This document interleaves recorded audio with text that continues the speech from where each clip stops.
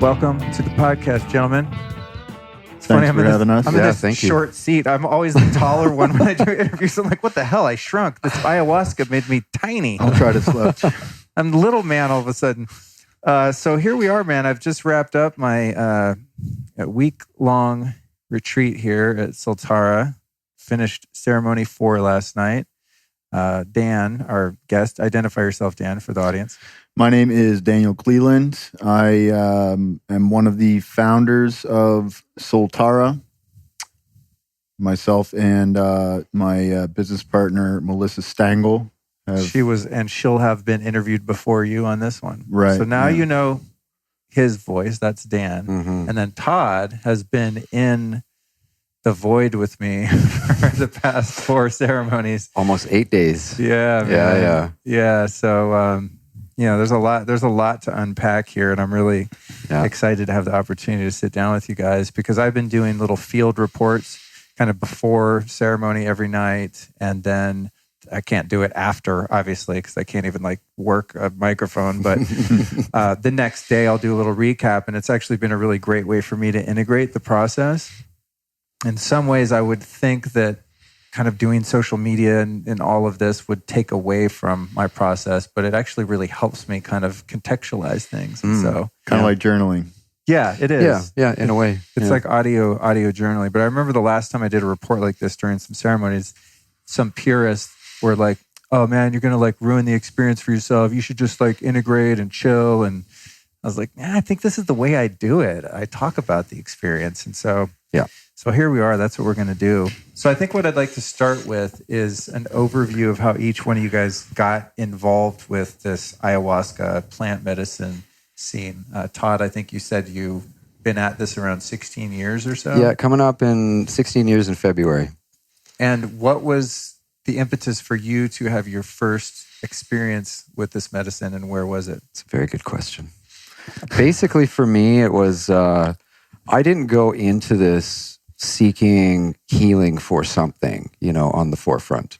For me, it was more, I was getting into, say, even Terence McKenna and the Archaic Revival. And I felt that there was something missing in my life. And right before that was basically, I was out of high school. I started using cannabis, and then I started using mushrooms. And eventually those plants started leading me the way to ayahuasca, so to speak, yet I didn't know it.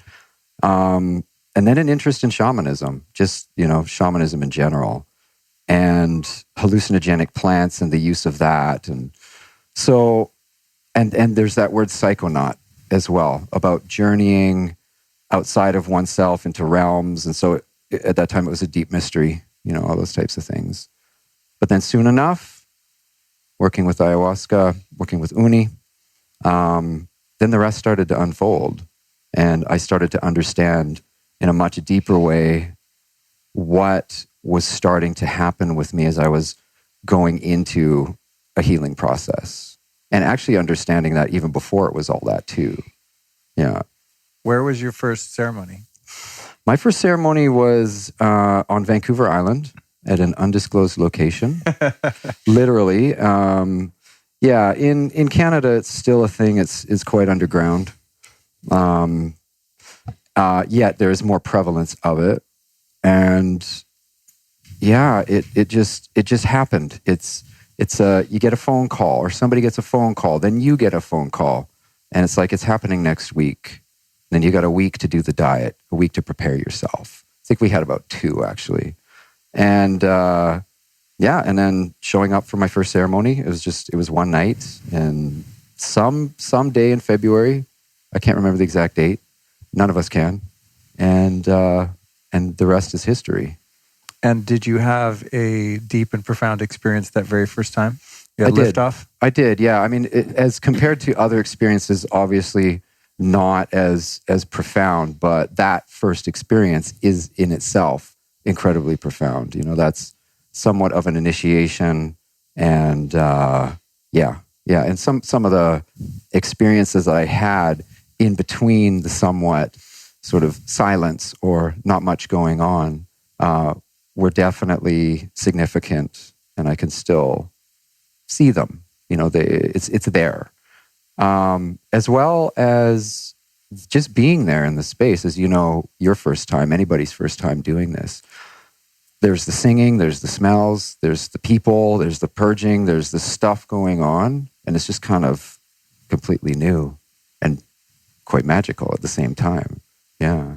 Did it become immediately clear to you that this was something more than just an excuse to kind of see colors and trip out and escape from this reality?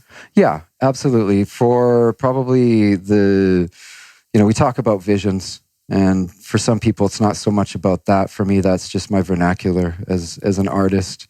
And so probably the second vision I had that night was something to do, well, I don't need to get into it, but that was the signifier right there. Because it hit home and it stayed with me for quite a long time. As things do, yet it takes time to unravel. It takes time to sort of find the pieces, if there's any meaning at all. Yeah. And what about you, Dan? What was your entry into this thing? Well, I would say my entry into the world of medicine was a little more on the violent side, and maybe a little more based on necessity, in more of a life or death sense of the word. I suppose I had a fairly troubled upbringing in terms of my teens and 20s, carrying some trauma, and also a lot of I was really hard on myself mentally. I was also a pretty intense partier. And drank a lot, took a lot of drugs, listened to a lot of heavy metal. Which you still do. Indicative of your gym choice of Slayer when I walked in the gym here. Which is really funny.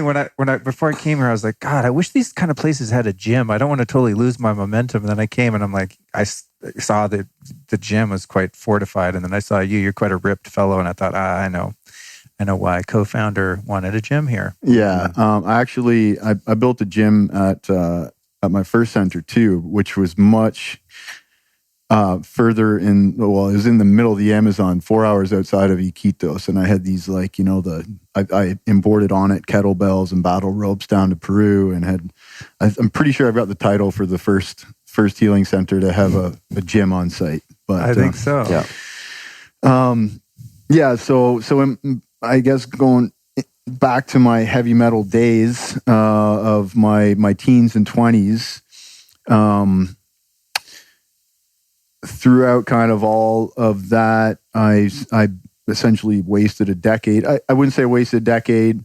I spent a lot of time kind of bouncing around the world from job to job to job, getting experience, doing what I wanted. However, in somewhat of an irresponsible way, didn't actually really achieve anything.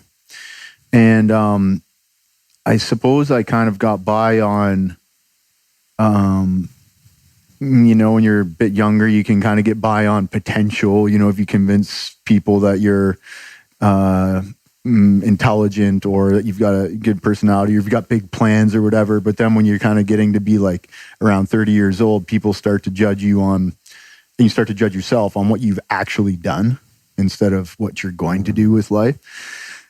And I was kind of getting hard on myself, and I had been inspired to choose a new path, but I allowed myself to get off track, and so I was kind of condemning myself for that. And at the end of a difficult year, I was fairly depressed and angry. I was angry at myself, and I was kind of carrying around these traumas and these negative programs that were, I would say, contaminating my life. And one night, I sculled a bottle of Jack Daniels or Jim Beam or something. It was definitely a dark bourbon or whiskey, and I attempted to climb Kangaroo Point in Brisbane. I was living in Australia at the time, which is about a 20-meter cliff in Kangaroo. I believe South Bank Park, Brisbane. And this was at night. I was intoxicated, and I fell from almost the top like free fell. The doctors told me it was about 15 meters that I fell from. So that's about what, like 4 or 5 stories. Hit the ground at the bottom, shattered my femur, my pelvis. Actually, you can see the scar right there where the bone came out of my leg. So the bone came out and pulled all this skin back, and the muscles were all chewed up in there. Narrowly missed my femoral artery, so I could have bled out. Split my pelvis in half, so like half my pelvis, like they called it shear fracture. So like it literally just went. So I landed on my left leg, and this took all of the impact. And so, luckily, I didn't paralyze myself or get a head trauma or anything else. Literally, all of the trauma went through the femur and the pelvis. So I narrowly missed death, basically. And so the ambulance came to get me. I spent the next 40 nights in the Princess Alexandria Hospital in Wollongabba, Brisbane, undergoing surgeries. I had titanium implanted from knee to hip, so I've got a rod from here to here. Had some like screws in there. I got a titanium plate across the front of my pelvis in here. And for like a week or so, I was like basically in a hospital bed with this big like exoskeleton with like external framings like bolted into my bones, and they had me on a morphine drip, and then well, at least it wasn't all bad. Yeah. Now that was a little too fun, if you ask me.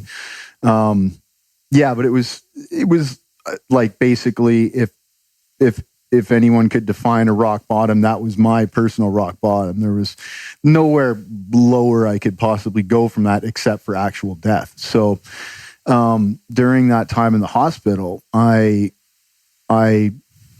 came to the understanding, while taking all that time to reflect, that that I needed to change something, because it was my psychology that was pushing me down this path, and I couldn't stop it. Like I couldn't make it through a day without having these thoughts that were just bringing me down on myself, bringing me down on life, feeling hopeless, And I had no direction, no clue what I was going to do for a career. I was like, most of my 20s, I was doing sales work, and I hated sales, but like I had no other qualifications to do anything else.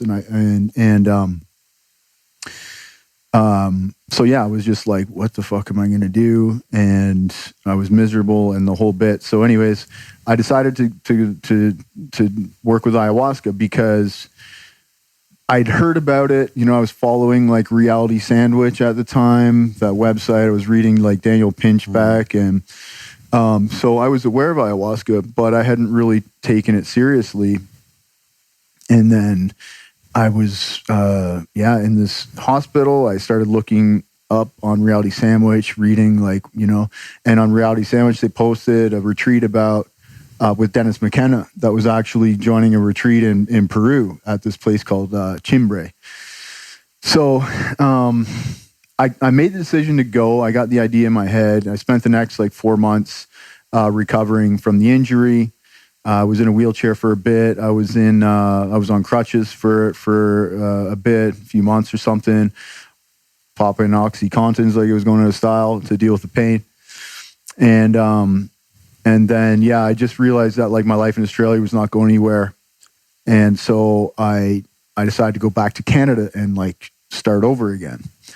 And flying from Brisbane back to Toronto is like a hop, skip, and a jump between Brisbane, LA, then Toronto. And so I figured once I was in LA, I would fly down to Lima, considering I'm on the West Coast, fly down to Lima and try to go to this retreat with Dennis. I didn't have a ticket. I didn't call them or anything like that. I was just hoping that if I showed up, they would open the doors. This naive man I was at the time. I actually didn't make it all the way there. I got held up in Peru and in Cusco, and a couple of other things happened there. Got robbed by a bunch of guys with machetes. I got food poisoning. I got altitude sickness, and I was coming down from the opiates because I stopped taking opiates before I left. So I didn't actually make it to this retreat. But I met a guy, I became friends with a guy that had just finished a retreat there. And he was involved in this whole circle in the States. So I go back to Canada, and it's like life recovery, living at my parents' house, trying to figure out what I was going to do with my life. And then ended up getting a job working on fishing boats out on Vancouver Island. And while I was training for that job, this dude who I met in Peru invited me to a ceremony in New Mexico. So I actually flew from BC down to New Mexico, did one ceremony, and it was like the most powerful, profound experience I ever had. It was super, super heavy. I did a double dose, and like 10, 15 minutes after I took the second dose, it was just like, what's going on? Like they were playing instruments, and it was just like this stream of light and color was going right into me. It was like, whoa. And then in like an instant, I felt like I was going to throw up. And so I sat up, and I'm like, whoa, like I had no motor skills, trying to find my bucket. I could not find my bucket for the life of me. And so long story short, I ended up vomiting all over the floor. And aside from that, I had a massive physical purge. I also, had this massive emotional purge. Probably the most transformative thing that happened was I literally saw myself like standing, like it was like I was looking at myself like I'm looking at Todd right now. And I saw all those things I hated about myself, like all the imperfections, the injuries, the whatever, goofy smile, whatever. And I just felt this sense of like love. And I was like, fuck. I just looking at myself going like, you're a pretty good guy. Like, what the fuck, Stop being so hard on yourself. So anyways, that kind of instantly changed the way I thought about myself. So it changed the way I treated myself and the way I made decisions.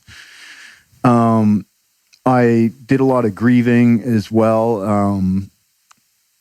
And I just found that like I felt like I discovered the definition in a very sentient kind of experiential way, like a deep knowledge of 5 different terms: love, intensity, agony,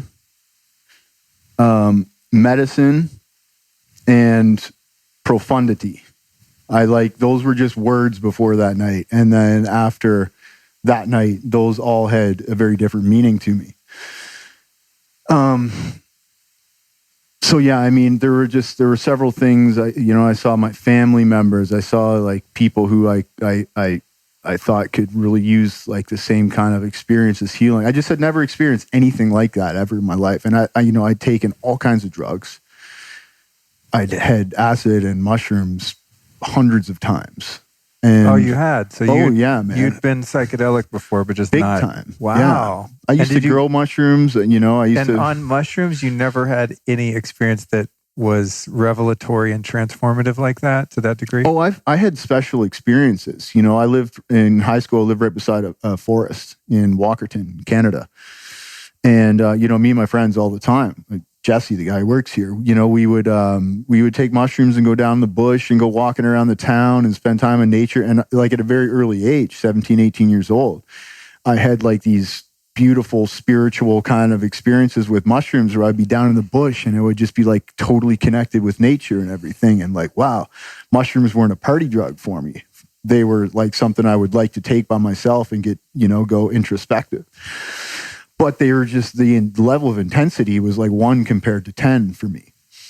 Meaning the ayahuasca was just 10x. Yeah, I got it. Yeah. Like it was fully overpowered. Like it flattened me. Right. Like I'd never, I understand. So then, so that just set me on the path, and I continued bit by bit to do more dietas.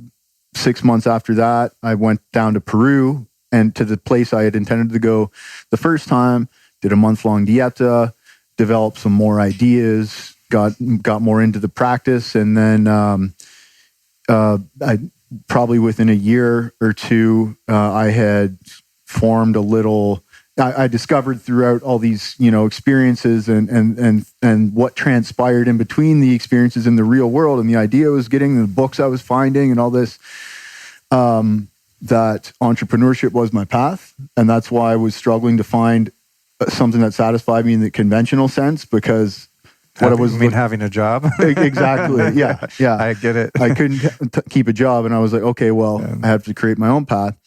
So I formed a little tour company in 2011 and started just based on me talking about my own experiences, and then people requesting me to take them on trips to go and experience the medicine. So I started a little tour company in 2011, taking small groups down to South America, to Peru, Colombia, Brazil, Ecuador, and doing like ceremonies in Peru. And did that for a couple of years while I was still working other jobs and studying, and then just got to a certain point where, like, at the same time, that was kind of getting some popularity, and I was just having difficulties with this job I was working, and those things intersected, and I just said, I was finishing a master's degree at that point. I just said, screw it, I'm going to take the chance. And so quit the job and focused on building that little tour company. That went for a couple of years, slowly just, investing my own resources and growing it, and doing, like we were just talking about this, doing everything myself, and slowly hiring other people to take on different responsibilities so then I could think bigger. In 2014, I built a center in Peru in the Amazon, and a Shipibo Center, ran that for a few years. And then in 2017, sold that and started building Soltara. And we opened in 2018, and here we are. So both of you guys, what a fascinating story. It's amazing how you were called in such a way where it became, I guess for both of you, a vocation, not just, I have my life and then I have my plant medicine life where I go to heal and grow. It's like, It became one thing. I find that so fascinating. What I'm curious about is, so you guys have both been in the game here, for lack of a better term. I guess it is kind of a game in ceremony in many ways. I find the medicine to be very mischievous. It has like a real sense of humor with me all the time. So there is this sort of playful dance at times. Not always. You certainly laugh a lot. Yeah, it kind of does that, man. Yeah. From the very first ceremony, it's what it does. But anyway, I'm wondering.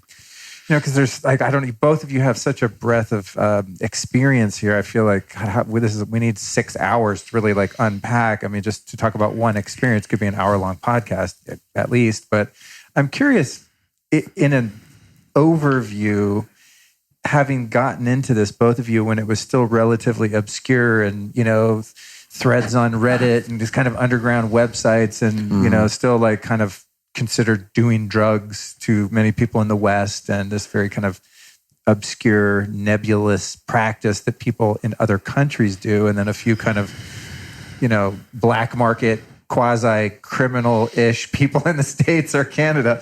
Like, how have you seen the whole scene evolve, both in a positive sense, and then, as Dan, you and I were talking about a little earlier, in kind of the negative sense, in the commercialization of it, to the point of, there being some bad characters getting involved in the business side. What's your take on kind of the whole, let's just stick with ayahuasca for now, the ayahuasca scene in general?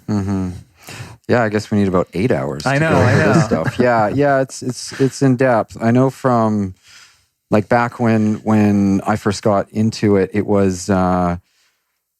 It was obviously going on, but it was, I can see now that back even in 2004, 2003, early 2000s, that's when Shipibo apprentices, because we're working with the Shipibo tradition here, and that's where I started as well. And also a mix of the mestizo tradition, so that's like the mixed race tradition too. And so as opposed to working in Shipibo and working with that language, it's with the Quechua language too. And so back then it was, like I said, it was underground. And it was also a thing that was a lot, it just wasn't, even in 2004, where was the internet at? Where was information at? Compared to even 5 years after that. And so there was a proliferation of information that took a little while. And that also included somebody like David Suzuki, who's a Canadian scientist, David Suzuki. Of course. Yeah, so he did a Nature of Things documentary about that, which was actually about the people that I was working with at the time. And then there was a STEM documentary that came off of that. And so that brought, I found, awareness to what was going on, as opposed to more of like, what is this kind of voodoo mentality about it all? And so there was more education that was coming into it. But like I said before, when I started, there was nothing about integration, post ceremony or post retreat integration stuff. It was show up, and you're with a bunch of people that you perhaps don't know. Maybe you're with a few friends or whatever. And, we've got the maestros holding the space. And if you were there for one night, up to 3 nights, say it was like a weekend, there was a space held. But outside of that, once you went home, you're on your own, right? It was all about the experience. It was about the experience. That was all the discourse too, like, the ayahuasca monologues and, all these different kind of, all the media a lot of the media that was produced was talking about purging and kind of sensationalizing a little bit. Big time. Big, intense ayahuasca experiences. Yeah. What you can find on YouTube, you've got all, just people having their experiences, and it's shot in night vision. And it's like this chaotic purging, really strange place, like a Maloka. It's just looks like the Blair Witch Project. Yes, absolutely. I was just going to get to that. Yeah. Totally. So a little bit of that time kind of felt like that. As much as I felt, and I can say, like, some of the people I was with, it was something that was countercultural, which was a thing that from my generation growing up, leaving high school in the mid 90s, it was like grunge era stuff. And it was just sort of being rebellious and going against the status quo, or, those types of things. Some people more than others. But for me, it was also something that, as I said before, I felt that I was reclaiming in myself and culturally too, which kind of gets to that next point about, say, the supposed negativities of what have happened and what still happen in the world of ayahuasca today. So when it comes to the integrity of the people that are having such there's such a responsibility to be able to serve this medicine to people, to bring it to people, as well as the responsibility of taking on the training. There's such a deep sacrifice that goes on with this too. I know with our maestros, like I love them to bits, and I've only known them for a couple of months. It takes a while for me to really get to know certain people, for sure. It's like these are the maestros that I'm working with. Explain to the audience who the maestros are. Well, maestros, that's a term for the Shipibo curanderos that we're working with. So curanderos are, i.e., healers. So we call them maestros, teachers, masters. For me, it's more of a term of endearment. And so with them, it's like I trust them fully, and because they have such integrity. They're family people. But one other thing about them is that they have a grasp of what's going on from their ancient lineage to now, So they're really bridging both these worlds. And it's rare. And I find that it's rare because it's also something that's new. When has this ever really happened before? How long has ayahuasca been out of the jungle? Right? Not long. Yeah. So there's a lot of this stuff is the considerations that I often think about, or I carry with me, because as it grows and it spreads And the access to medicine is actually pretty easy. You know, you can literally just go down to Peru, go down to Colombia. You can go down to Hollywood. Yeah, go down to Hollywood. I get invited to ceremonies all the time. I'm like, are you serious? Like in the middle of LA and the fucking EMF Central and just Pedoville, like take ayahuasca? I don't think so. No fucking way. Just imagine the places where it's being held these days. I don't get it. I mean, no offense to anyone. If I'm sure people have beautiful experiences, and many of my friends have. I think just because my first was in, I was sequestered at a center and then here again, where just I feel totally enveloped by the staff and the shaman, the maestros. The whole experience just feels so legit and safe. The nature, man. I would never want to do any sort of psychedelic medicine at all in a city. That's just me. I don't know. Yeah. But I think that's because I had a lot of kind of bad trips.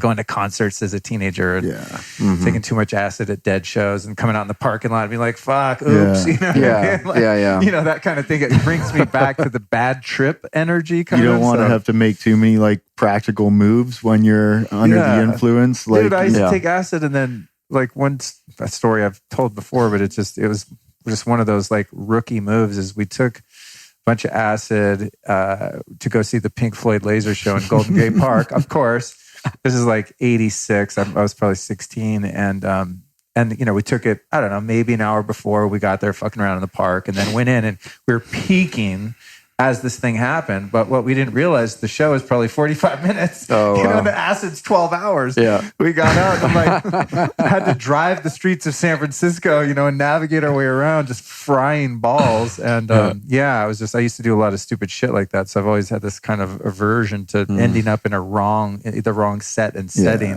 Yeah. Even while just trying to party, not even to have a authentic, meaningful spiritual experience like my intention in coming here. Yeah, of course. So, there's so many different things I want to go off on here. I guess from your perspective, because you've been in the game a long time and coming more from, as you said, fairly early on the business side and going, wow, there's an opportunity here for me to do something meaningful that I'm passionate about and also serve others and give them an opportunity that might be difficult for them to do in a safe way. How have you observed just in Peru and South America as this industry has kind of evolved?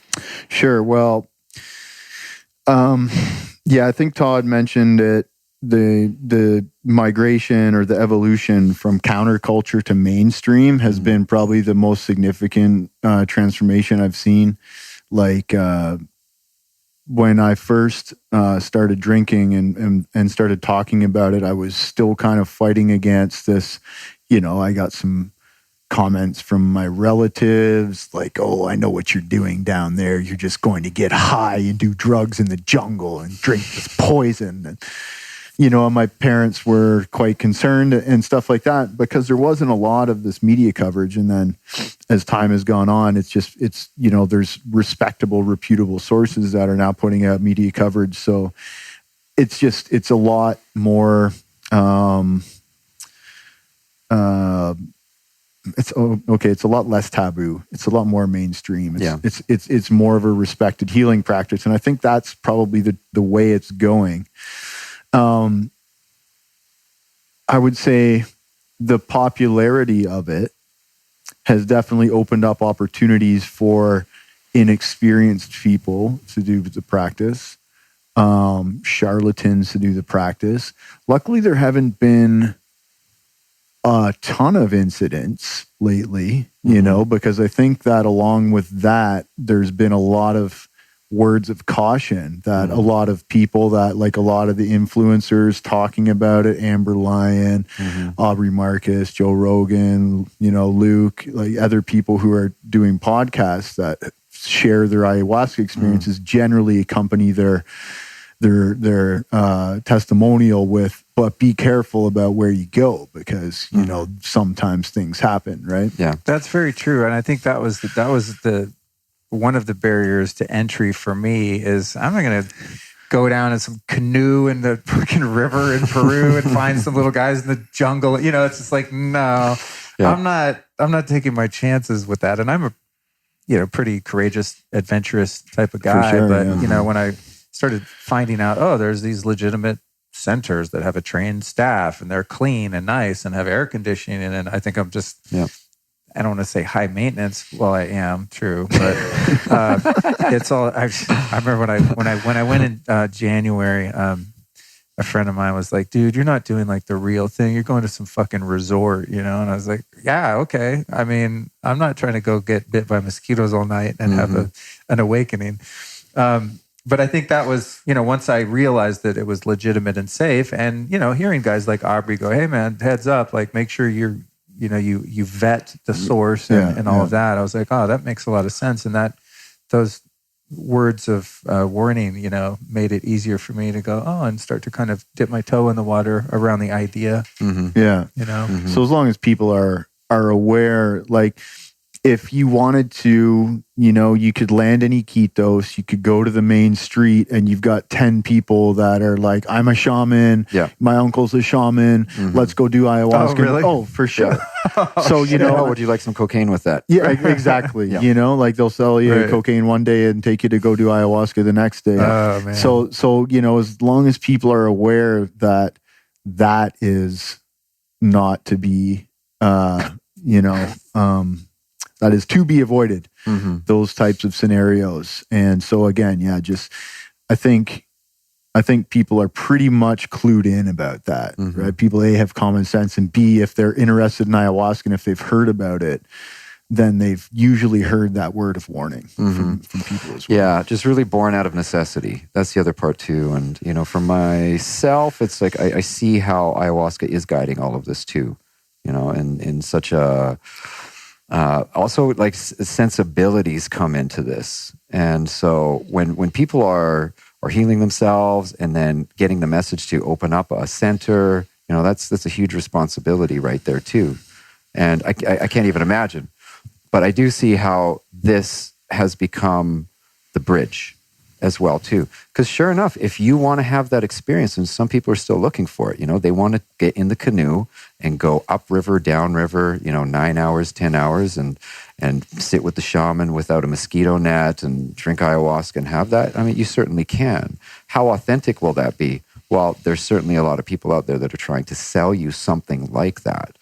So that's the corrupt part too. When it's for people, is when it gets into the money sector, you know, because there's money as an energy. Obviously, it's what makes the world go round in so many ways, but having a balance with that as well. I remember my first ceremony actually was about, it was just kind of like, we pay for this? Right? Why? Yeah. This needs to be for everybody. Yeah. You know, that kind of thing. And, but I got over that money thing, that ceremony too. Just realizing that it actually shifted a lot of that for me too. That was like a part of the healing process of having more flow in my life and being generous and like, wow, I'm putting it into something and this is actually helping people and seeing where it goes to. You have skin in the game too. Goes back to the village. Right. You know, that kind of stuff.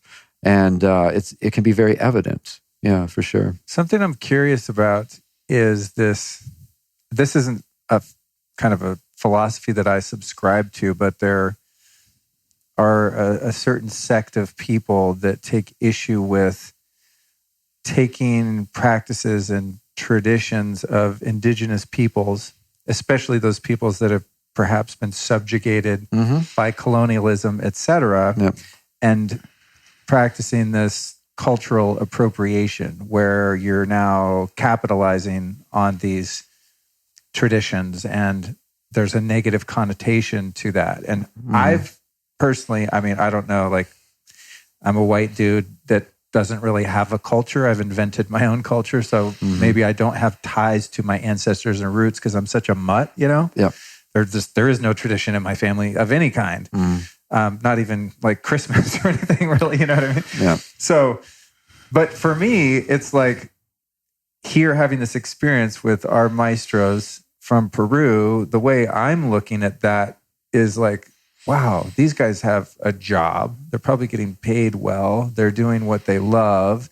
And they're helping to facilitate this incredibly profound and deep healing for people that might never have the opportunity to access that. And I'm guessing keeping those traditions not only alive, but allowing them to proliferate and actually flourish. And I'm imagining they're going to have apprentices and kids and, that tradition that might have even died off if it wasn't, quote unquote, appropriated. You know where I'm going with this? Yeah, of course. I mean, to me, it's like, I always talk about this in the context of, if I never heard Led Zeppelin, I never would have bought a Howlin' Wolf album.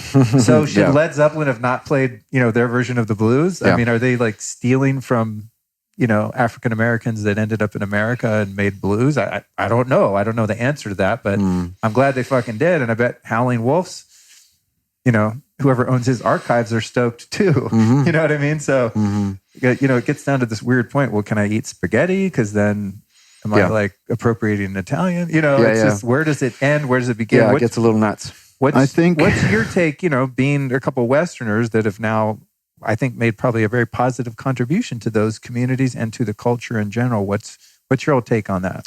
Well, so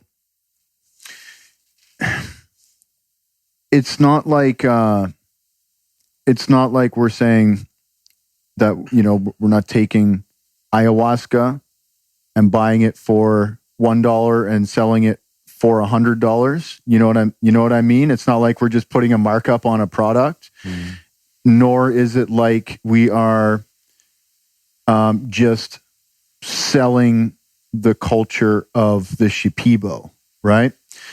There are different points to consider here. One is, as you said, by us, we're essentially bridge builders, right? The organization itself is like the Golden Gate Bridge, a very complex feat of engineering that, requires a lot of effort and talent to go in it and make it a strong bridge that does its job properly. And so having that bridge in place, it allows the indigenous culture in its raw form to be exposed to a higher amount of people, a greater number of people. So that does actually serve the culture because it creates, they are getting paid well, right? They are also able to bring their traditional crafts and their traditional work and sell those and make money off those. And what it does is it creates an economic viability to that culture. Whereas there is a problem right now in the Shipibo communities with the youngsters. Everyone's got an iPhone and they want to go make money and live in the city and do something that is economically viable. The fact that this practice is expanding is actually creating work for Shipibo youth and a reason to continue doing their studies and their practices. On top of that, though, the amount of effort and experience and skill and talent that the rest of our team, like Todd, brings to the equation. So the actual Shipibo presence is a foundational part, but there is still this not physical bridge, but methodological bridge between that and Western culture, and that we've also put together this like integration program using like psychologists and modern Western psychology. So it is I think you negate the concerns for appropriation provided that, are we treating the healers as they should be treated? And I'm pretty sure that if you ask them, they will all say that they're quite happy. They seem pretty stoked. They're doing well. Yeah. They're doing well. Mm-hmm. And they both seem, actually, that's one of the things that I really noticed about both of our maestros is when I just see them walking around and just, on their downtime, they are super happy. Mm-hmm. Which is always an indication to me that's like, I want to learn from that person because they've obviously figured something out. They seem at peace and just joyful, Yeah. And, we're not stealing from the culture. All the medicine that comes here was brewed in a Shipibo community by Shipibo families, little kids smashing the ayahuasca vine with hammers and like, should people, elder ladies, helping to brew. Like I've been there where the medicine's brewed, and it's like a family event. There's like 10 people and working on these big pots, brewing ayahuasca and stuff. So the actual commercial practice, it's like they get paid for what they do, and they get paid well and very fair for what they do. And then the extra stuff that we do, what Todd does, caring for people in the ceremony, moving people around, helping people that need help, and guiding this whole process. That's extra work, and he's getting paid for doing that extra work. You know what I mean? Everything that everybody does, everyone has their roles here, and everyone puts a lot of dedication and effort into what they do. We all work extremely hard around here. And everybody gets paid for that. And that is extra in addition to the what the healers are bringing to the table and what the traditions are coming up that bring to the table. So yeah, I think it's a lot more than just, putting a markup on their practice and then selling it. It's actually putting in a whole lot more extra stuff that we're bringing to the table as well. Yeah, it's like bringing it back to, how can I say it? Just like, let's make it real, folks. Like this is the reality that's going on here. And with Teo Marina, they're doctors, but they're not the type of doctors that when you go see a doctor, you leave the doctor's office and there's no connection. You got a connection with these guys for life. So there's so much more going on than just what happens in this space here too, which a lot of people don't realize in that. And I guess, working with ayahuasca more, you will, but that's going to take time.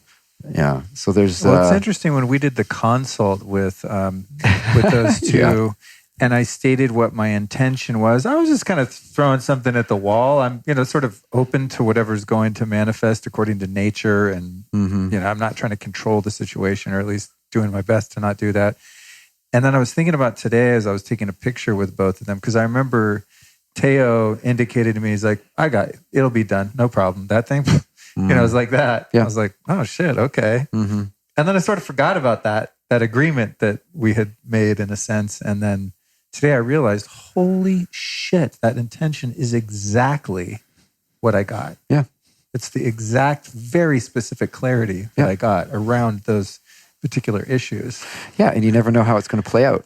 Yeah. That's the funny part. That's really interesting. But back to the point of like the melding of these cultures, and to your point of having Todd and Jocelyn in ceremony, I think you guys did a really great job of not only translating, because they're Spanish speaking, but just like really being, I don't want to say strict, but pretty firm about the tradition. It's like, this is the way we do this. That's it. It's not like, oh, let's make all the Westerners like vibe with this in their own way. It's like, no, this is how this goes down. Everything's very kind of set and regulated, and you guys are holding space and kind of, we know that you two are the bridge between us and the maestros, and that you're definitely supporting them, which is really beautiful to watch. Like just really carrying them through that to allow them to do their thing, and serving them as well as us at the same time. And I think that that's a really important part of it, because had you guys not been there to kind of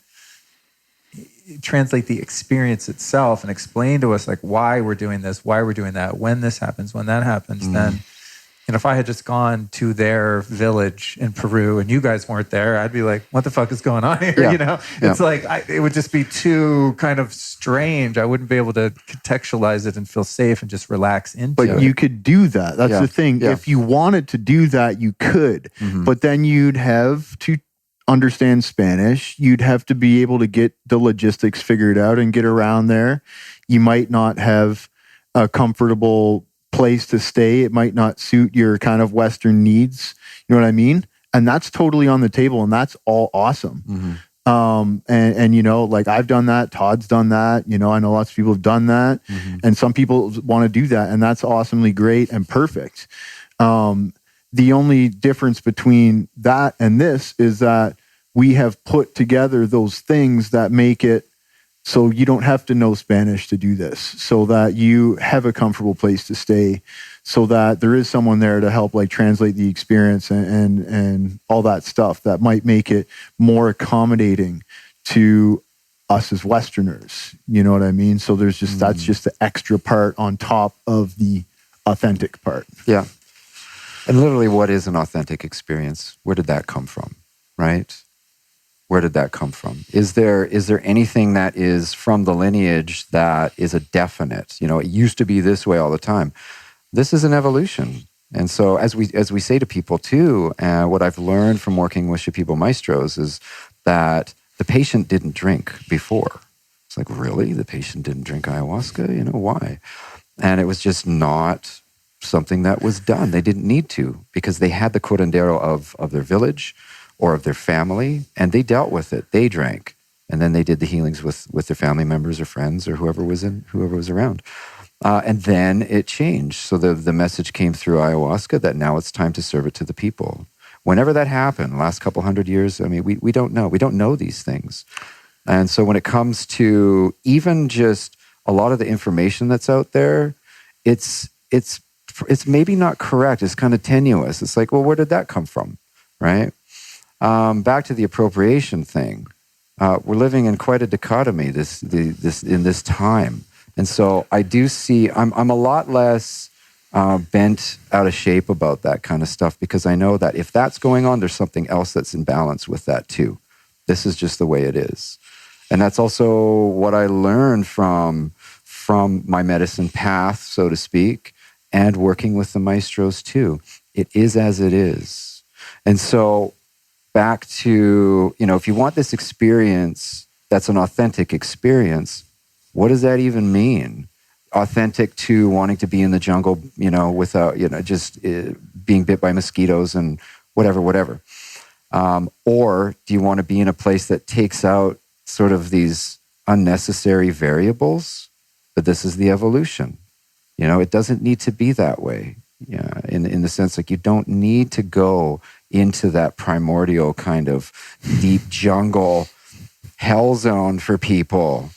I was in the Amazon for basically over 5 years at another center, quite a large one, and it's more or less where I cut my teeth, and worked with probably in that time definitely over 1,000 people. So seeing variables for sure.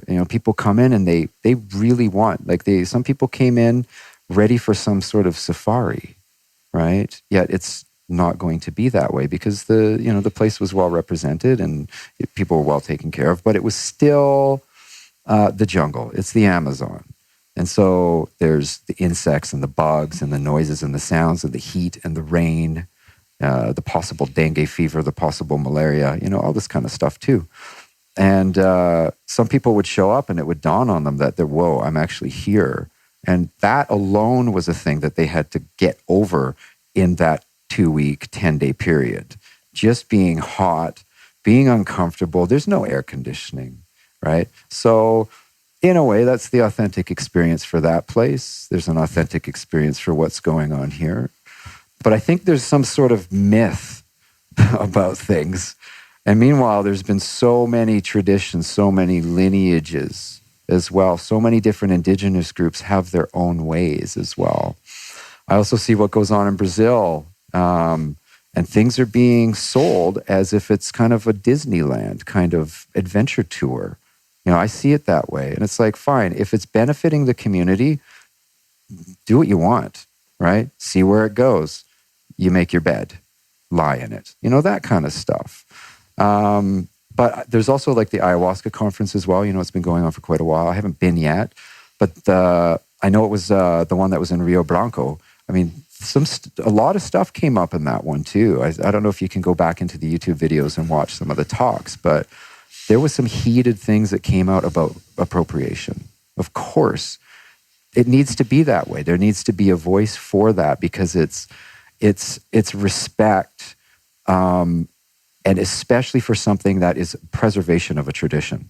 But who am I to come in to an indigenous tradition and say, you need to preserve this, right? Right. It's kind of entitled. Right. But I think that's the funny thing about that, that kind of thought form or that idea is, I think, from my perception, many of the people that are labeling sharing of traditions as cultural appropriation are usually not from the culture that's being appropriated. That's right.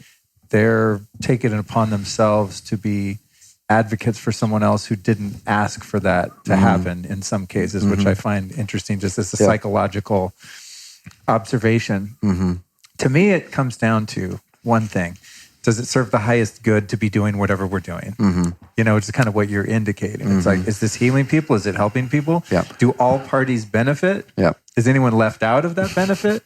No? Cool. Let's do this shit. The other side of it to me is like, God made all of this, made the peoples from all the different places, made the medicine, told someone how to make the medicine, is in charge of what the medicine does to you, where it goes on the planet. It's like, who's to control? Well, we can't let ayahuasca go past Costa Rica because if you do it in Texas, you're stealing from, you know, Colombian people or something. It's like, no, God, there's perfect abundance in the universe, and God doesn't create things that heal and transform people so that one sect of people can hide it away and lock it up. I just don't believe truth is meant to be locked. Truth is universal and omniscient, and it's part of God, and God is everywhere in all things. So it's just going to leak out of the cracks. You're right. Yeah. Do either of you know approximately how many ceremonies you've each done? Not that the number, you know, means everything, but I'm just curious. Yeah.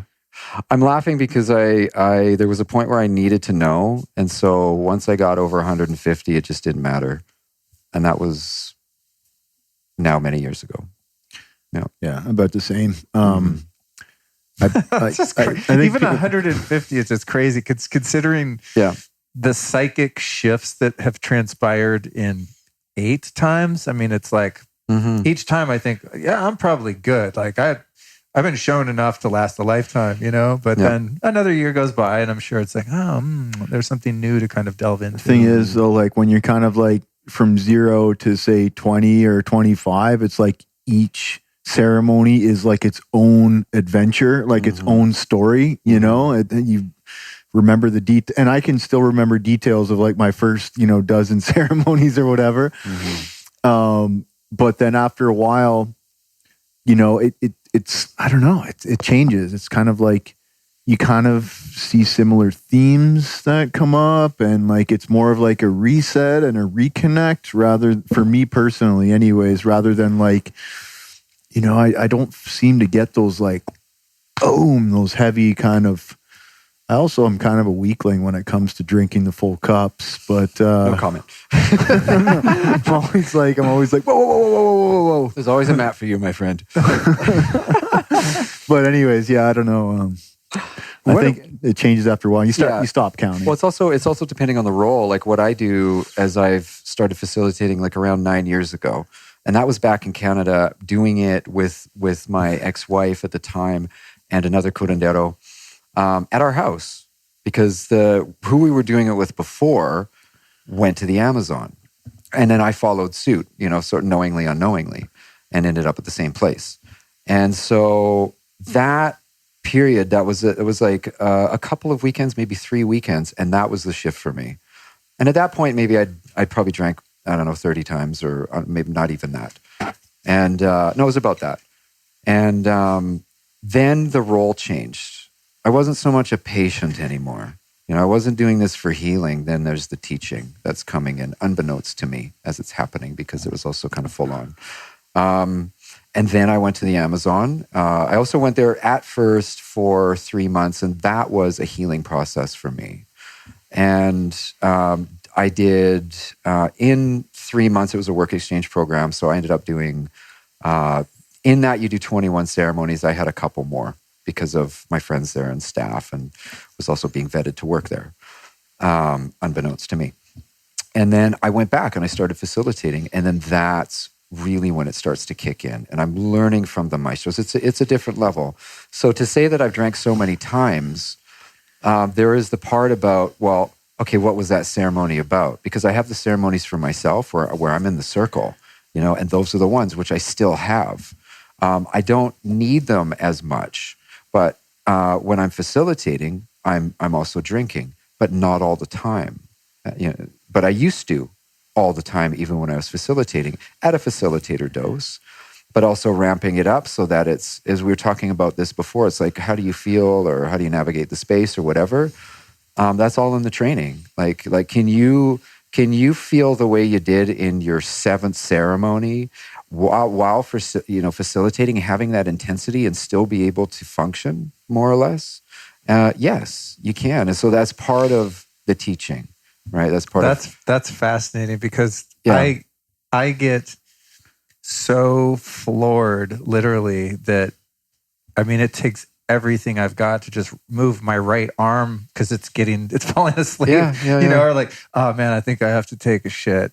And then it'll be like an hour and I'm like, do I? Yeah, I do. I Where's can't. the door? I can't get up, man. It's like, I'm pinned to this goddamn mat, you know? And then I look at you guys and just like, you're in this ethereal kind of drifting around the room. It's dark. And I'm like, how are they up doing shit right now? And kind of, minding the door and really looking out for everyone. It's a fascinating thing. I was so shocked in my first few, I think I did like 3 ceremonies. And then afterward, I was kind of hanging out, talking to different, guides and facilitators. And I was talking to this one woman. I was like, oh, your singing was so beautiful. And the way you were dancing. She's like, yeah, well, when I'm on the medicine, it just, and I was like, wait, what? You guys are on it? She's like, yeah, all 14 of us are all like heavily on it. I was like, oh my God. Yeah. Because they're just, things are on time. They're being really carefully managed. I guess it's just one of those things you acclimate to a higher altitude and you're able to hike up there, Yeah. It's very fascinating. Yeah. What's like one of the most outlandish or sensational experiences either of you have ever witnessed, some sort of miraculous healing or just an absolute, personality change that someone has gone under, whether they came in bipolar and the next day were straightened out or, have you seen any like very dramatic, very clear transformations that you might be able to reflect on? Yeah, absolutely. I mean, there's actually quite a few. Yet even some that are subtle that happen not in the space of the retreat, but for people afterwards as well too. But definitely in the space of the retreat. I mean, I could say that I've seen literal exorcisms. People come in with stuff, and then it's exorcised out by the great care of the curanderos, from the maestros too. Many things, but I also have a bit of an oath about not talking about that stuff directly, obviously. I've seen some not even mind-blowing things just changed my life, and some people would call them miracles or whatever, but I see it as more of the truth of what's really going on, and that is when you're working with a certain lineage, as I said, working with the Shipibo, they have their own cosmovision as well too.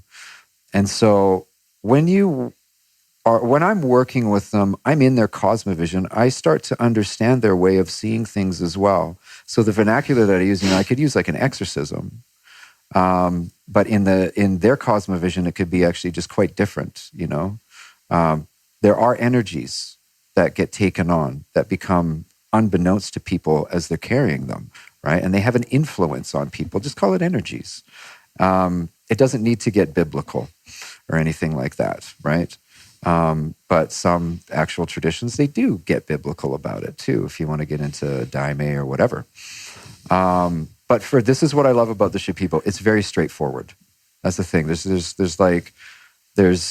sort of no bones about it. And even as a Capricorn, that's just kind of what I really like. As you talked about structure and all these things, right? I thought of a word you just reminded me of in ceremony, and I thought, man, this is so sort of Zen, this tradition, which is this way of doing it. And then I thought it's kind of like Vipassana, and then I thought, it's Vipassaya. Right. Well, this is one thing. It's so still and so subtle, and there's just this. There's this sort of liquidity to the room And it's just very, very slow and ethereal and deliberate. And also adding to that for me, for the most part, the medicine has really kicked in for me. When you're like, okay, brothers and sisters, the ceremony's over. That's what happened last night. And I was like, no, it's not. This shit just started. Have a good night, Todd. You know? I'm like, here we go. You know, so it's very like long and drawn out. And those periods of silence the first night or so, I was like, hello, what's happening? You know, and then had to relax into that. Okay, all in due time. Trust. And it's very, very interesting in that way. You're right. Kind of Taoist. So some people come in, they say, this is very Taoist. It's like elemental, earth-based medicine. For me, you brought up Vipassana. So my first ceremony ever was in February. I did my very first Vipassana probably a month and a half later. The two are hand in hand, you know, and I continue to sit. And there's something about Vipassana for me where I can go have a very similar experience to having a retreat with ayahuasca, with uni. And, but I don't have to drink anything. You know, what's up with that? Yet it translates so well into my ceremonies. It goes back and forth. I learn things by sitting for 10 days in silence. It's heavy, it's severe at times. And the opposite, you know, the flip side of that coin is that it's like there's a lot of elation. So that there's similarities that go on with that too, because it's an insight. And so that's the part about having a space that's dark, that has periods of silence. It's insight. It's here. There's no bells and whistles, you know. There are other traditions, not to put it down or anything like that, but just to talk about the Shipibos. That's what I say. It's just like, it's not basic. It's so full, but it's enough. And that's what I find for myself. Now, there's no added flutes or anything like that. But back in the day when we had ceremonies, we would do the ceremony. We'd have the medicine work, and then the candle would be lit. And then people would sing or play an instrument or whatever. And it's profound in that as well. I do know that it goes hand in hand. Or working in the mestizo tradition as well too, if you've got a chacapa or rattles and whatnot. But now this is one thing that I really respect about the Shipibo way of working with it. It's the voice, right? Take away everything, and what are you left with in that way, right? And as we talk about how they learn how to sing and where that's all coming from too, I mean, it's incredibly amazing, you know. I have a lot of respect and reverence for that. Yeah, I can tell. I think that's why there was a point where, you know, Iquitos is got, I heard like over 50 plus ayahuasca centers. I've heard like 100. Yeah. I mean, it's from Iquitos to Nelta is a pretty long road. It's like 90 kilometers, and then there's just places. And so there's a lot of options. And at times I was like, well, I should be checking other things out. But then it just, why? Here I am. I don't need to do that. And then it became more under the guise of like having or working with people, having guests, and, you know, they're coming from other places, or they're going to other places afterwards too. And it's like, well, or people are asking me about places. I'm like, I really don't know. And so, yeah, I've just really just gotten, I think, a lot more simple in the way that I do things. I know what it is that I want more of in my life, and it's actually simplicity. You know, like let's feng shui the shit out of all of this, and you know, and it's like literally Soltara is soltar, to release. Yeah. It's brilliant. I love how you guys came across the name. Yeah, too. Mel figured that one out. You know the story behind that. She was talking about it. I didn't. We were just killing ourselves trying to come up with a brand name. You know, we had a few, like we had a short list and we had settled on one. And I was cool with it, but Mel was like, no, that's not the one. It's not the one. So I'm like, come on, let's just settle on this. Like, you know, I don't want to worry about this anymore. And we were just stressing and throwing around, like we were trying to go by this, you know, the 3-syllable kind of brand rule, and trying to have like a significance. Every time we'd find something, we'd be like, oh, this is awesome. And then you'd search online and there's that.com and it's another type of resort somewhere. You know what I mean? Like there's just, everything's taken now when you look at it in the context of global internet, right? Mm-hmm. So we're just killing ourselves trying to find this brand name. And I'm like giving up.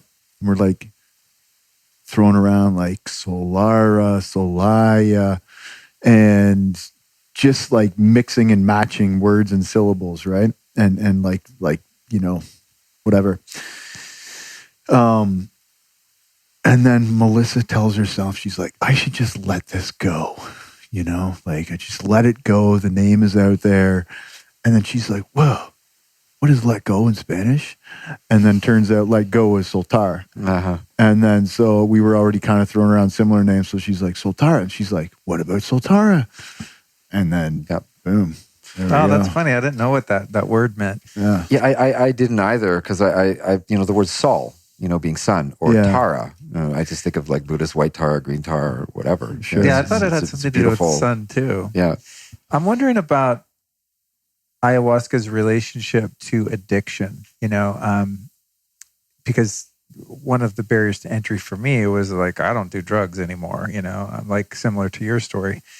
And then, you know, I've heard so many accounts of people with iboga, you know, just straight up using iboga or ibogaine, when a, you know, derivative to get off heroin and forever, like in a couple days or something, you know. Is there an application for ayahuasca for similar things, or have you or either of you witnessed, you know, an alcoholic coming in or a hardcore drug addict and just being struck sober from medicine? I'd say Todd's probably best to comment on. Yeah, I've encountered drug addicts and alcoholics coming to the medicine, but they also have to be clean before coming in as well. Okay. The thing about iboga is like you don't necessarily have to be clean off of opiates before going into that, which is I've worked with iboga over a 3-day New Year's. That was like, 3-4 years ago. Profound experience too. And there's something about the receptor site that I could be totally not right about this, but it's like the ibogaine fills that site and it doesn't leave for up to 3 months. So then there's no what's going on with the receptor site when the opiate goes in and then it leaves and then it's empty and then it's like there's no dopamine going in there, right? And then there's the withdrawal and the pain and all of that. And so that's magic right there, magic of the plants, the chemicals. With ayahuasca, I know for when it comes to, let's just say alcohol, right? It can be extremely difficult for alcoholics coming in to even just show up to something like that, because it's like they're drinking something and I'm going to go somewhere and I'm going to drink something else, right? And to be having a fear of losing that tie as well, which can be a very hidden thing for people. And so I found that there can be kind of any excuse comes up to avoid it or not want to, but where does that drive come to? So people that really show up that want to heal themselves for alcohol, I mean, like, that's a huge thing to get to that point. And obviously the time is right. It can be difficult, you know, it's a detox from the body, it's a detox of the brain. Literally a lot of shitting, you know, that's one thing that I see. But how far do you have to go to get to that point that you end up at an ayahuasca center to heal yourself, right? I recognize that in people. It's taken them a long time through a lot of pain. And finally something happens and there's a calling from wherever it is. It has to come from oneself and it comes from deep inside. I've seen people come in with people that brought them there. It doesn't work. The person doesn't necessarily want to be there. It ends up that the person that brought them there, if they drink, they're the ones having the healing process. Sense. Let's just say that. They call it the hoedown. The cosmic balancer, you know, it's like, oh, really? You're going to control their life? Watch this. Yeah, totally. But I've seen, so it's like, it's treating the toxicity for sure. Ayahuasca can do that, but it's more about everything else. Getting to the root of the addiction, getting to the root of the suffering that causes one to do that to themselves. Right. It's very Right. basic. Right. The process of getting to that root, as we talk about, this is a standard thing now, at least for myself when I'm with groups of people, introducing, doing the ayahuasca talk or in a group share or whatever. There's the process of having the root, like the cord, and this is going down to the start of it all.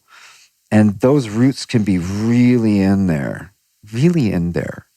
And so when the maestros are working with you, they're singing to you.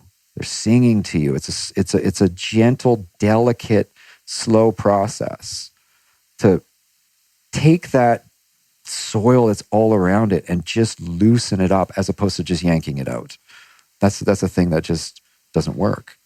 I know as a former gardener and a landscaper, it's like going around and trying to weed things. If you just pull off the top, it's all going to come back later, and there's twice as much work. It's a great analogy, yeah. Yeah, that's a lot of what goes on with this medicine work. I find is, like I said, it's a nature-based thing. If you can do analogies that are in accordance with Mother Earth and the way plants are and all these things, it's right on the money. And that's also something that I'm sitting in ceremony and bingo, it just comes. It's like, whoa, probably from an experience that I had earlier or whatever. But when it comes to, this is the thing, getting to the root cause of these, that takes time for sure. So that part about having a severity of wanting to change and get better and to heal, that obviously propels a lot of people in. But then the expectation can be obviously too high. So it takes a little bit of time.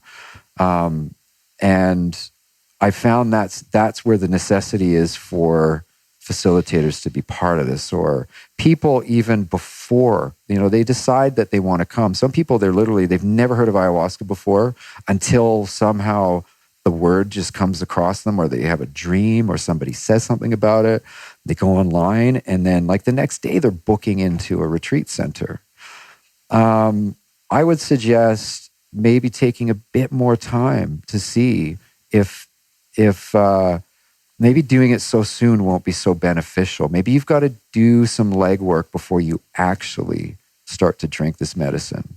I'm starting to see that more as opposed to like a run and gun approach. Yeah. That was definitely desperation. That was definitely the case for me. I had the long incubation period of kind of building an awareness, and it starting to appear in the periphery a bit, and like, I'm just going to really, really feel like I've done enough work on the natch, so to speak, that I can really go in and have a sense of trust in myself, that my motives are pure and that I know why exactly I'm doing it and what I hope to get out of it. What have you guys observed with people? I know that everyone shares this with you when they come on retreat, but people that are, straight up in recovery already and have been sober, say, a number of years in AA, I get a lot of messages from people. In fact, somebody just DM'd me today and was like, hey, I really want to try, I tried ayahuasca and I had 2 years sober, and then I went back to meetings and people really, kind of shunned me and gave me shit because they don't think I'm sober now. And for me, having done this stuff 8 times, I feel more sober than ever, and I'm going on 23 years now. Yeah.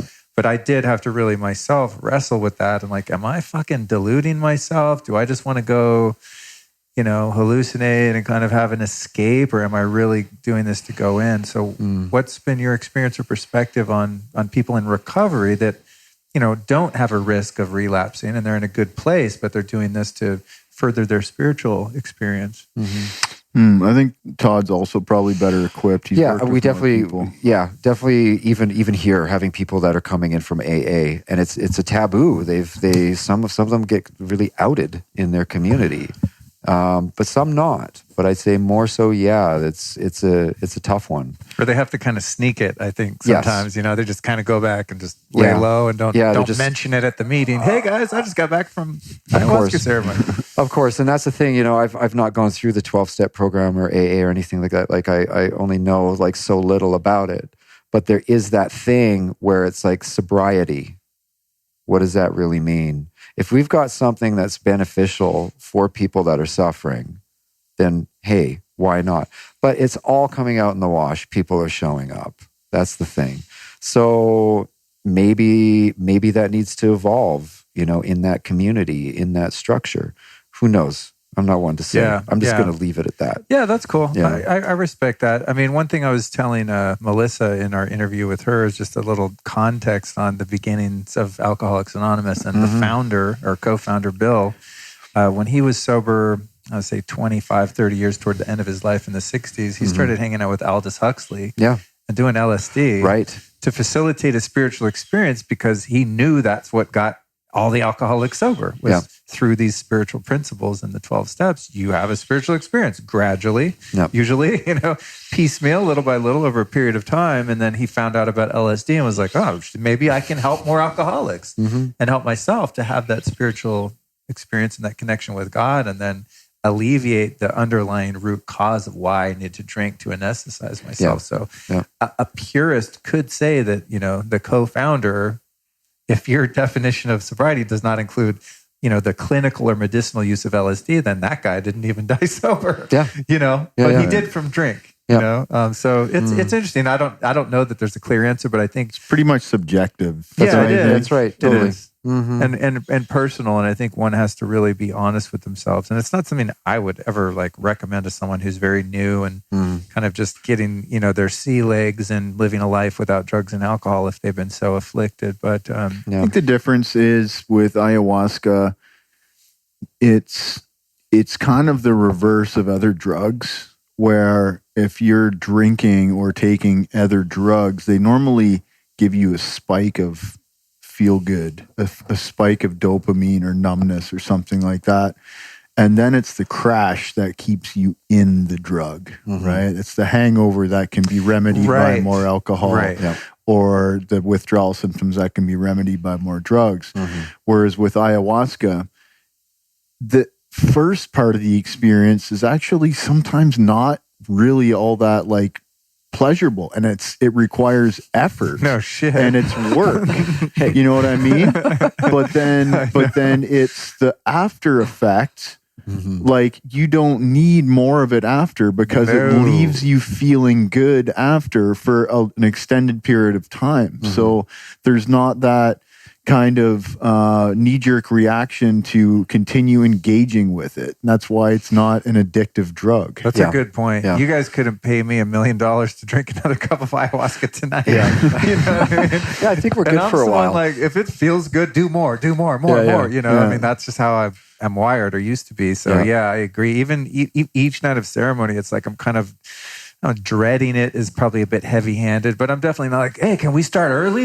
Where's that cup? Which is how I would have been before with other things. So I'm kind of oh God, it's almost 6. Oh shit, I can just taste it already. You really have to build up your courage to go and do it. And that's, there's no other, there's no drug like that where you need to build up your courage to not do it. But with ayahuasca, it's okay, you need to get ready. It requires preparation. It requires effort before even going into it. And it's an event. It's a big thing. And you have to put your time in. You're in the maloka for hours, and so it's not something, you don't just slip back into that by drinking a little bit here and there, or, it's just not it's just not wake up with an ayahuasca hangover and hit a little on the nightstand. Well, that's the weird thing about it too. And it doesn't even taste good either. So no. That's subjective as well. That's subjective. I didn't mind it actually the first couple of times. I was like, what's the big deal? Because I remember Aubrey telling me oh man, I can taste it right now. It's so nasty. And I thought, this kind of tastes like weak Jägermeister. It's kind of like molasses. Molasses vibe from But when I got the second night, I felt really ill most of the night. And then I had that taste. And then I purged for the first time out of the 8, now it's 8, but however many that was. And I was like, oh, now I get it. Once it comes back up, you realize, that's not pleasant. And then putting it back down the next night, I was like, oh yeah, it had this visceral memory. Pavlovian is the conditioned response. Yeah. If you eat a rotten hamburger, you're not going to want to have one for a while. I got sick of a mushroom pizza when I was 8, and I've not eaten mushrooms except for psychedelic mushrooms since that day. But pizza mushrooms, just the look of them reminds me of puking that one night. Wow. The last thing I want to ask you guys is, aside from someone who's had issues with addiction or alcoholism, is there, even though it's not, the ayahuasca is not habit forming, what about sort of do people get kind of addicted to the heightened experience, where it's no longer about like really digging in and doing the work, but it's just chasing another kind of journey as a means by which to escape, even though it's not done in an addictive way? Do you think that is something that takes place? There's certainly some potential for that, and you still have to be careful for, I think, not depending on ayahuasca to do all the work for you either, like relying on it as a crutch. So say someone, for example, is having some challenges in their life and comes to drink ayahuasca, and then they have this heightened experience and all this bliss, and they come away with this like extended period of high dopamine levels, and they go back to their life, and things seem brighter and are better, but perhaps they don't put the work into catalyzing any real change in their lives, or following through with integration, or perhaps anything random happens that creates kind of like a negative experience in life again. And then as soon as they have this negative experience in life again, then it's like chasing the dragon, coming to drink medicine again to have those heightened experiences and expect that the medicine will solve all of your problems just from drinking the medicine. I think there is some concern about that. Oh yeah, always. But I don't think it's a very common thing at all. We certainly, the odd time we'll see people down here, multiple times a year. That doesn't mean there's anything wrong with that at all, though. They're plenty healthy people and just working on sequentially building up their lives, and creating positive change in their lives. But you don't see, I'm aware of people that have what could be considered some type of a psychological addiction to psychedelic experiences or to medicine, but it's very rare. Yeah. It's very, very rare. Yeah, I see like a self-identification process for people. It becomes their thing and they identify with it. Especially that's what can happen coming into like an ayahuasca community or whatever, or just even coming into ayahuasca and being opened up, and it changes your life so much.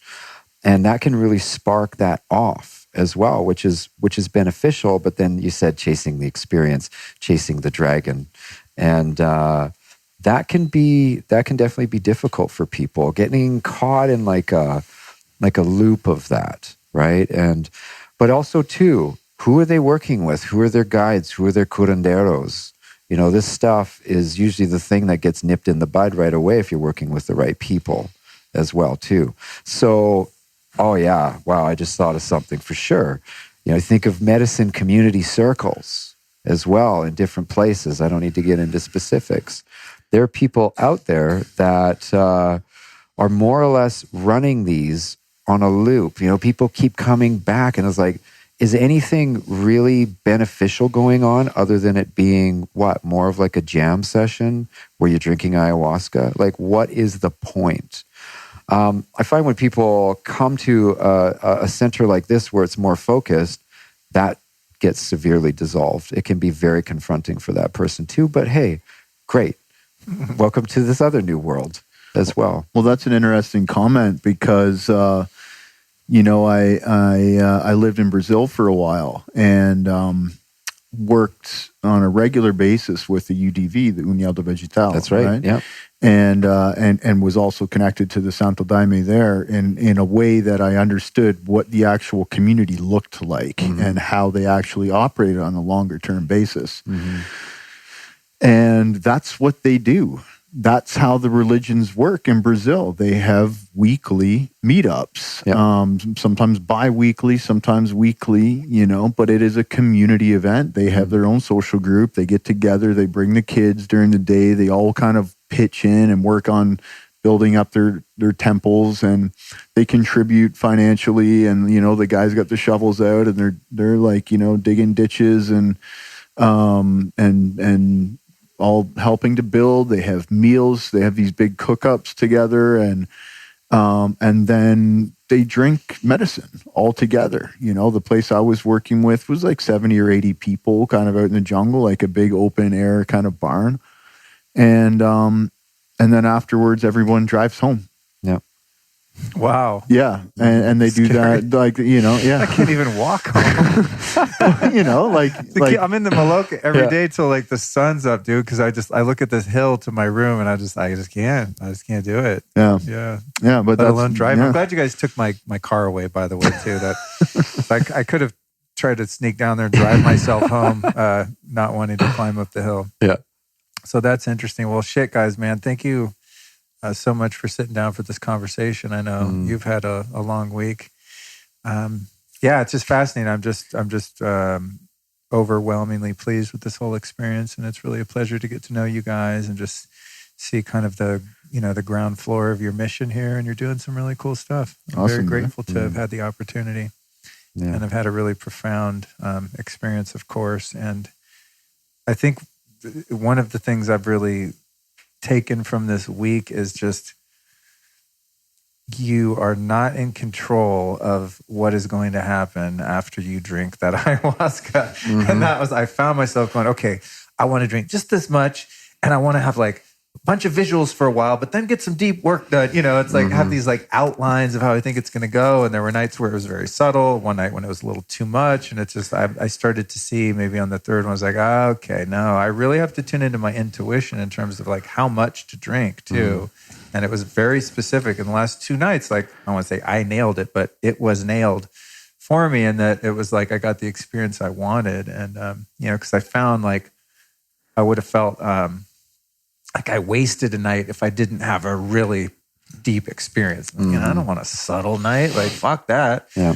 And I just had to allow that. And what was really interesting was like last night that actually happened after the first cup.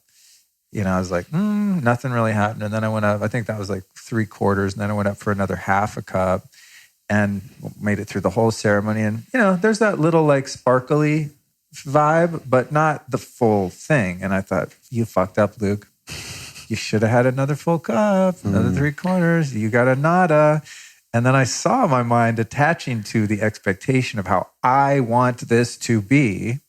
And thankfully I saw that and I was able to really surrender into that, and I was really like just praying to God, like thy will be done, and then speaking to Uni and just saying, hey, whatever's supposed to happen, I'm going to be cool with. And then like right when I had fully let go of like how I wanted it, it was like, okay, we're ready now. And it was on. I was like, it's such a great lesson every time, one way or the other, to just really, it really is about trusting the process and the experience. And so I think that was one of the main things I had a lot of insights, but in terms of just my relationship to the medicine and ceremony in general, it's like, okay, I'm starting to just scratch the surface of it knows the intelligence behind it, as you said the other day. It could be the medicine, your higher self, God. It doesn't matter what's in charge or who's in charge, but it's not your ass. You know what I mean?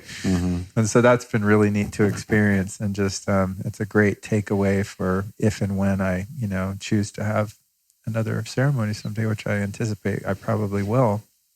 So I'm going to walk into it next time having had a great experience here, and just know the minute that shit hits my throat, it's just game on, however game's supposed to be on. So, yeah. Every time is new. Yeah. Thank you for that. Yeah. You guys got anything you want to share social media wise? You want people to look you up on Instagram or any of that stuff? I'm not really too concerned about that, but I do have an Instagram profile at Daniel C. Cleland. Soltara is, of course, at Soltara Healing Center, and we have our website, www.soltara.co.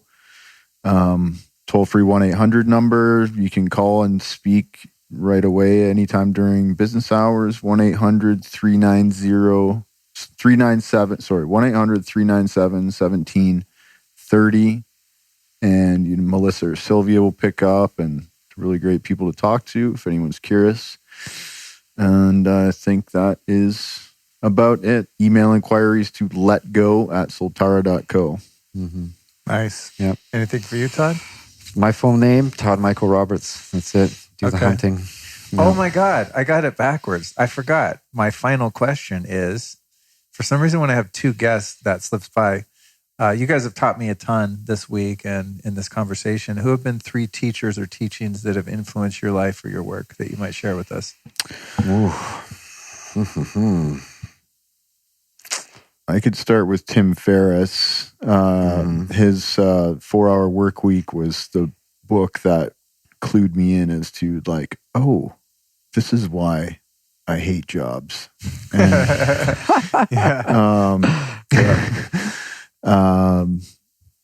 I mean that. Same here. There's one. Maybe Todd can rhyme one when I think of another. Well, I just think of my family.